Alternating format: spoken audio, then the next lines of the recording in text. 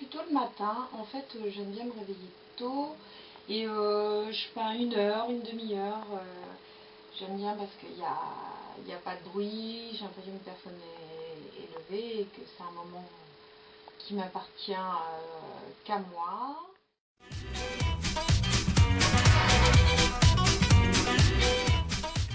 Je demande aux gens de me fournir plusieurs photos de l'animal. Je veux de face, de profil, de haut, en bas, un maximum de photos et de points de vue. Comme ça me permet d'avoir une idée de la gueule du chien, parce qu'une photo ne suffit pas. Et donc à partir de ça, je l'examine et je fais différents petits croquis. Et à partir de ces croquis, je choisis l'expression et la pose qui sera le plus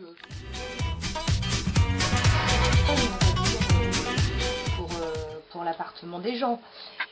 Et donc après, je fais un dessin au crayon de papier sur la toile après je passe à la couleur. La couleur, j'essaie de choisir des tons vifs qui soient en harmonie avec la couleur des yeux, la couleur du pelage, de la truffe ou de la langue du chien. Ça peut prendre plus ou moins de temps, ça dépend de l'animal, ça dépend du poil, hein, faut l'avouer. Y a des poils qui sont plus ou moins difficiles à faire. Le poil ras et brillant est beaucoup plus simple à représenter en peinture que le poil frisé comme beau. Bon, là je ne l'ai pas encore vraiment travaillé, mais je sais que ça va être du vrai boulot.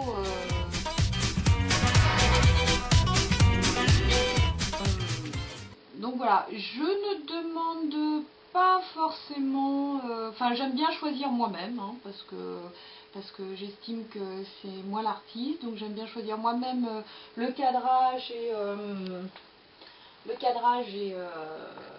les couleurs, parce que voilà, je veux que ça reste dans une harmonie qui correspond à mes goûts. Et puis si les gens aiment mon travail, a priori ils devraient aimer mes choix. Et voilà, donc oui, je peux m'amuser aussi avec le cadrage, hein. Par exemple, là, on voit comme c'est un chien qui est plutôt turbulent, je l'ai fait sortir du cadre, hein, parce qu'il n'est pas très discipliné, ce beau Obama. Je ne sais pas si vous avez vu les petites vidéos sur internet. Le petit chihuahua, c'est un petit chihuahua, donc voilà, on n'a pas pu remonter le siège assez haut pour qu'il soit bien centré sur la toile. Et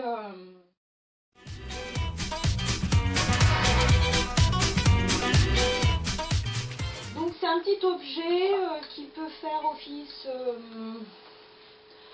qui peut décorer un coin de mur, une cuisine, une entrée, un hall, une chambre.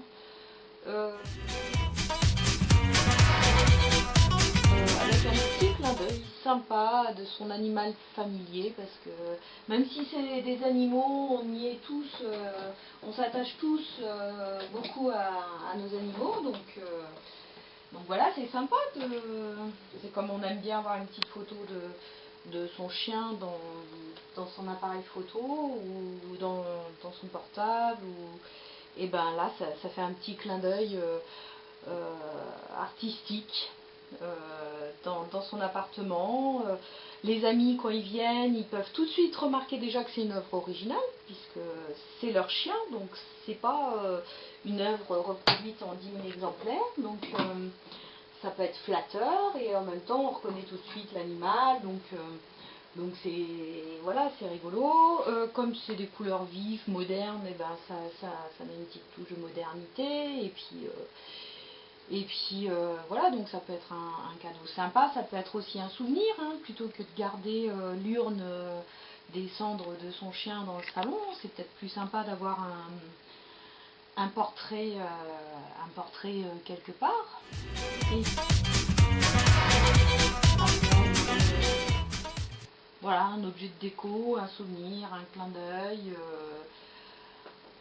Et une œuvre en même temps originale d'une artiste peintre, parce que je ne fais pas que ça, je fais plein d'autres choses. Et par rapport à quand on fait un portrait d'humain, c'est toujours délicat pour la personne de se voir en peinture. Et en général, c'est pas évident d'avoir chez soi un portrait de soi.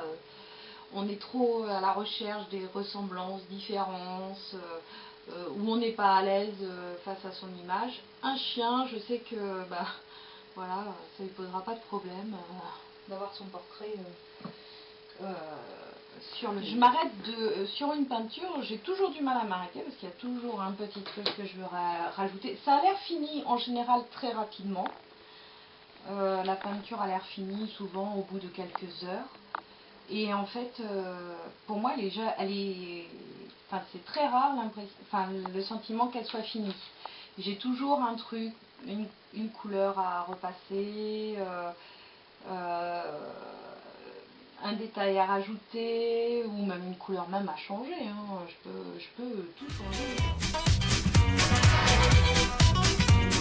Et c'est au bout de pas mal de temps que j'ai le sentiment que je peux plus rien faire. Donc la toile est finie en fait.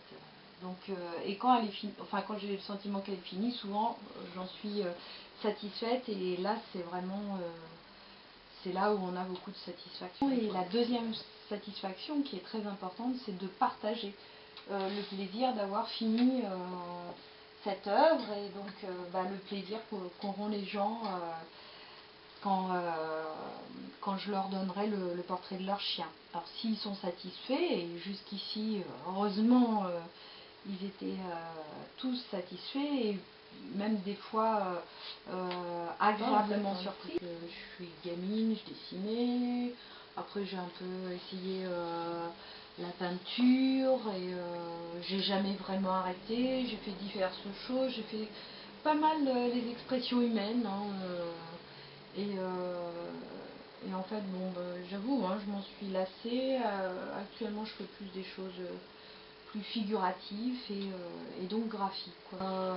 Donc les portraits de chiens, c'est venu un petit peu par hasard, et j'y ai trouvé beaucoup de satisfaction. Et